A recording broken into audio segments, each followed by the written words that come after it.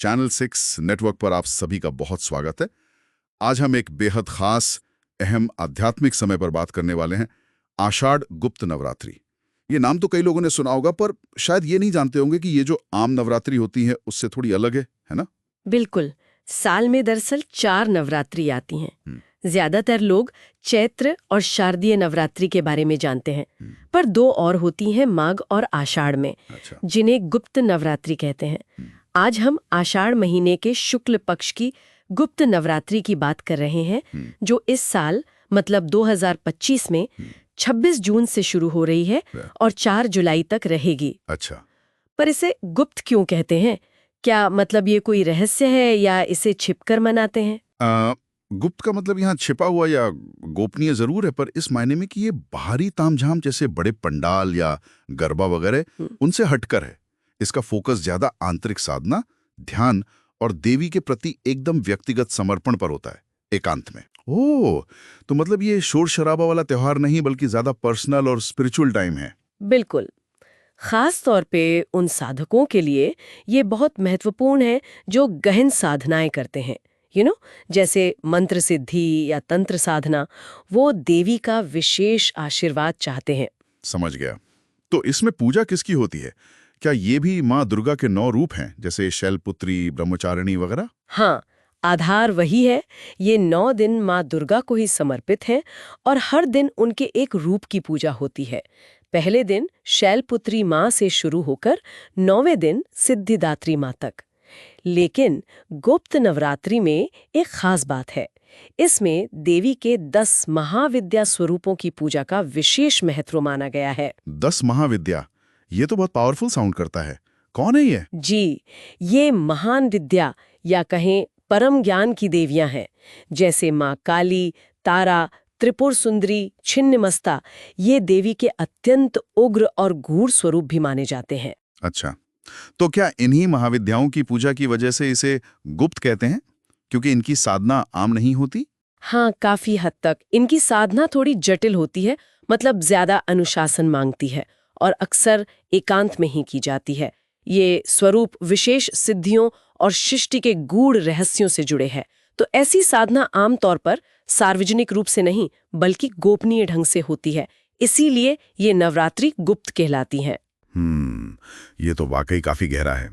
तो मतलब ये 9 दिन सिर्फ व्रत रखने या सामान्य पूजा करने से कहीं बढ़कर हैं।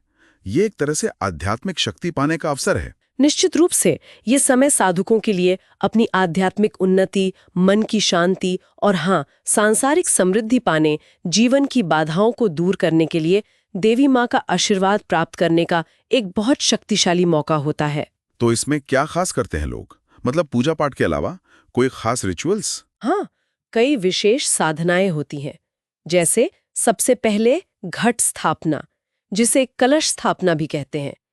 इसमें एक पवित्र कलश में देवी का आवाहन करके उन्हें स्थापित किया जाता है। ये पूरी साधना का केंद्र होता है। अच्छा। फिर मंत्र जाप का बहुत महत्व है, खासकर दुर्गा सप्तशती का पाठ। ये बहुत शक्तिशाली माना जाता है। इसके साथ ही ध्यान यानी मेडिटेशन और अपनी श्रद्धा और क्षमता के अनुसार उपवास रखना, ये सब मिलके साधक को देवी की ऊर्जा से जुड़ने में मदद करते हैं। ये सब काफी इंटेंस लगता है। तो क्या इस दौरान कुछ खास बातों का ध्यान भी रखना पड़ता है? कुछ नियम, सावधानियां? हाँ बिल्कुल, क्योंकि ये समय बहुत शक्तिशाली ऊर्जाओं से जुड़ने का है। तो अपनी और अपने आसपास की पवित्रता मतलब शुद्धता बनाए रखना बहुत जरूरी है। सात्विकता पर बहुत जोर दिया जाता है। सात्विकता मतलब जैसे खान पान में? हाँ, जैसे तामसिक भोजन बिल्कुल नहीं, मांस, मछली, शराब, प्याज, लहसुन, इन सब से परहेज करना होता है।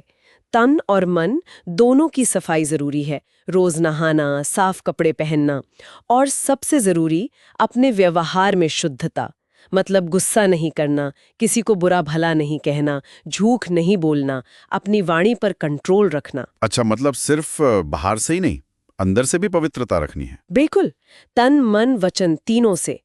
ब्रह्मचर्य का पालन भी महत्वपूर्ण माना जाता है इसमें। ये सब नियम साधना को सफल बनाने में मदद करते हैं। समझ गया। तो संक्षेप में कहें तो ये जो आषाढ़ गुप्त नवरात्रि है, ये अपने अंदर झांकने का, गहरी भक्ति करने का और माँ दुर्गा की उस असीम शक्ति से जुड़ने का एक बहुत ही कीमती अवसर है।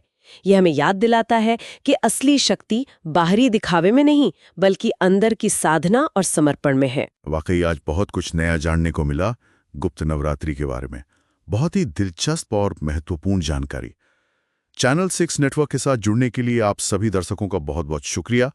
उम्मीद है आपको ये बातचीत अच्छी लगी होगी और ज्ञानवर्धक भी। अगर हाँ तो प्लीज़ हमारे चैनल को लाइक करें, शेयर करें और सब्सक्राइब करना ना भूलें।